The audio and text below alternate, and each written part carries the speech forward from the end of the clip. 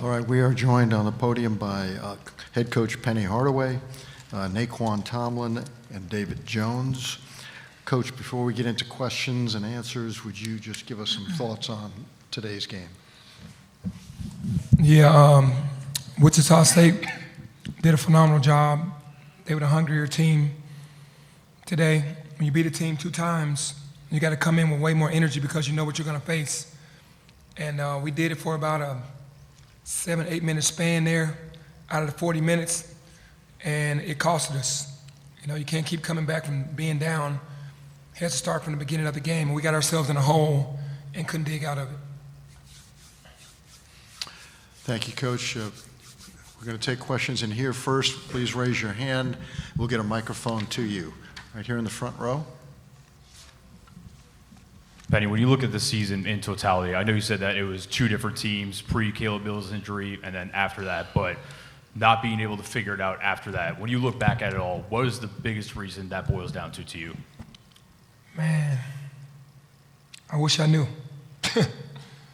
I wish I knew, man. I don't really know. I mean, we lose Caleb, who was a leader and a vocal leader and a great defender, and definitely an extension of the coach on the floor. And we were definitely missing that in the second half of the season, so maybe that's the biggest reason. Anyone else in here? Okay, let's go to the first row on the left. This one's for Nae'Qwan or David. Was there a point during the game where it sunk in that it wasn't that, you know, you guys weren't going to be able to come back? Was there like a specific point where you realized that, and if so, you know, how'd that make you feel?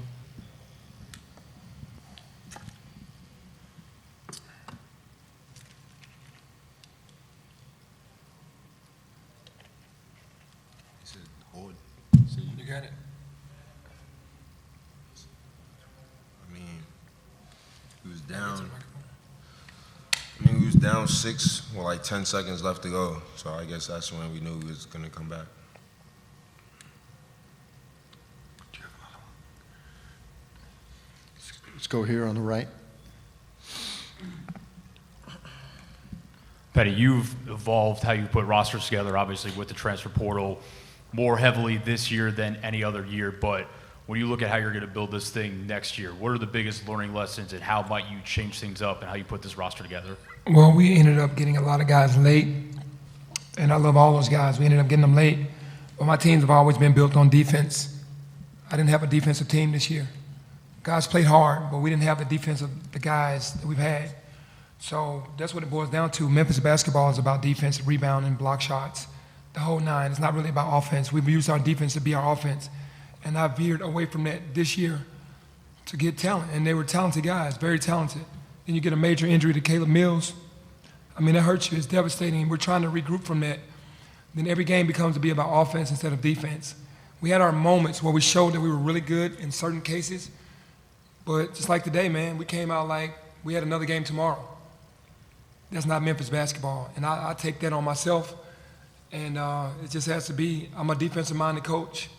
And that's what I believe in. Your defense starts your offense. And that's what we've had for 5 years until this year. This is my best offensive team I've had.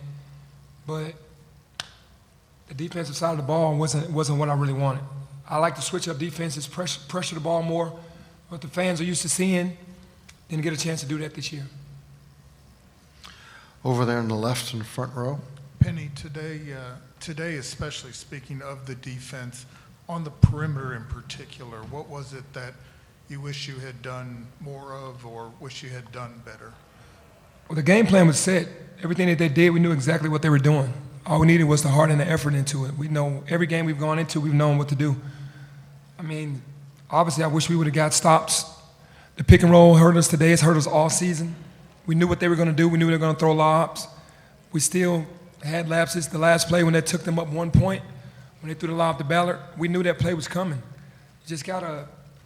I don't know, man. It's tough when you know exactly what's going to happen, when it's going to happen, when you see the set and you can't stop it. Right in the middle here on the aisle.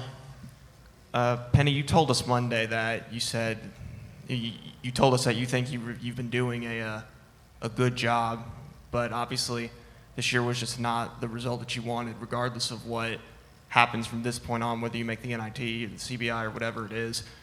What do you think you could have done differently this year to maybe get a different result? I don't try to shortchange myself because I take every loss as the head coach, but I work really hard. I really do. I'm working 20 hours a day to be really in tune and locked in. There's no coach that's going to outwork me. And I teach. I'm a teacher of the game. So, I mean, obviously, I'm a player's coach, so in some areas, I let some things slide because I played the game. It just has to be different for me next year. Obviously, this hurts because I wanted to do well for the team, for the school and the city. This does not sit well with me because it just wasn't a representation of who we should be. And just tough to watch after you've prepared and not be able to do anything about it, being over on the sideline. It just is what it is, man.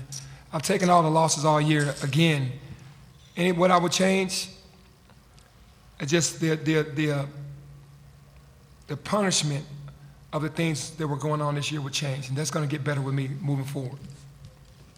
On the right here in the second row. Coach, obviously almost a year to the day when you guys were sitting on the podium on a Sunday as champions. Historic. Now, on the other side of that, unfortunately today, what do you tell your seniors who won't be able to lace them up as a Tiger next year? Yeah, just to learn from this year. It's going to get harder for them moving forward because now, you make those same mistakes, then you could get cut. You don't have another year, you don't have another game. So now everything that you need to be sharp in, you can't, it's not an option. It's mandatory for you to get those things down now. So, I told them that I love them, and if they need me, I got their backs. But harsh reality is right around the corner. Right in the front here. Penny, you said y'all came out today like y'all had another game tomorrow, like you just knew you had another game. With the season on the line, with everything at stake, how do you explain that? Like, what went wrong for y'all to come out flat like that? You have to talk to the players. They probably can answer. I don't know. We were well prepared to play the game.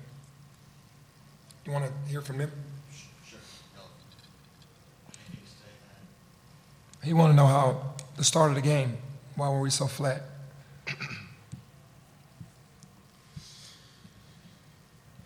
I don't have an answer.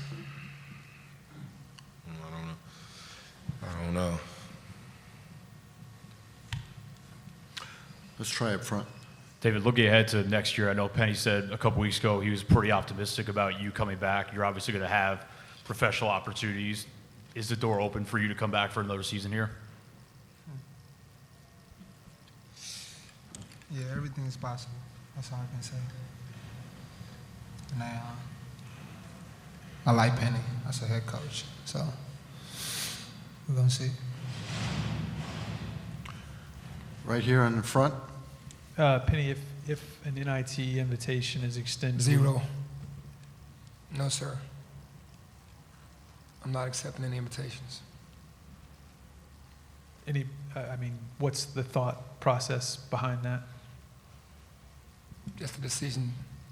I'm just making that right now. I'll talk to the administration, but I'm not looking to play no more NITs, man. I'm sorry. I'm not disrespecting NIT. It's been a tough season already. Mom been in and out of in the hospital now with throat cancer, dealing with a whole lot, and just dealing with basketball at the same time. I know this is my job, but that's not my first option. Chuck, we have anybody on Zoom? We just have a couple quick ones. We can start with Dan Tortora, please. Penny, you just talked about it's been a tough season on and off the court and dealing with things with family. Just how you've navigated this and tried to be the leader that you work to be every single day, knowing that there's bigger things in basketball obviously going on in your life. Yeah, it's very difficult being a caretaker of my mother. I have no help until I leave town, so it's just me. And to deal with the basketball side of it as well has been very difficult, but I do know I have a job. And I've handled it really well. And Penny, for you, when you look at this team, I know this is not the way that you want the season to end, and you just talked about not accepting an invitation to the NIT. Are there positives that you can build on from this season? Are there things that you feel like can help the foundation of next season? Yeah, for sure. I mean, obviously, I am definitely a man on fire from this season. I've learned so much, and there are things that I can take from this season into next season and moving forward. Thank you, Penny. My best to your mom. Thank you. Okay, last one on Zoom from Wes Pruitt, please. This question is for David Jones and Nae'Qwan Tomlin. When you look at Penny Hardaway, I understand today's hard, but when you look at Coach Hardaway, what does he mean to you as a basketball player and as an individual?